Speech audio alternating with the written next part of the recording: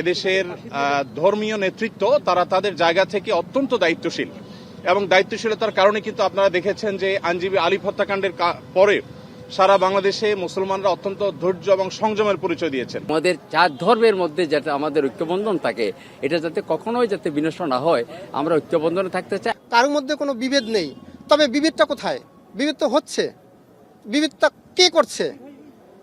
এবং এই যারা করছে তাদেরই লোক ওখানে বসে এই প্রোপাগান্ডটা ছড়াচ্ছে। ছোটখাটো মিডিয়াতে অনেক উস্কানিমূলক কথা বলা হচ্ছে, কিন্তু আমরা বাংলাদেশের মানুষ, আমরা যে আসলে সম্প্রীতির মানুষ, যে আমরা অনেক ধৈর্যের পরিচয় দিয়েছি। আমরা চাই আমাদের পজিটিভ, আমরা আমাদের দেশের কথাই আমরা প্রচার করবো, যেটা ভালো দিক আমরা সেটাই আমরা প্রচার করবো। আমরা দেশে ভালো আছি। প্রত্যেক স্কুল, কলেজ, ইউনিভার্সিটির ছেলে মেয়েরা নতুন ভাবে জাগ্রত হবে সোনার বাংলাকে সুন্দরভাবে গড়তে।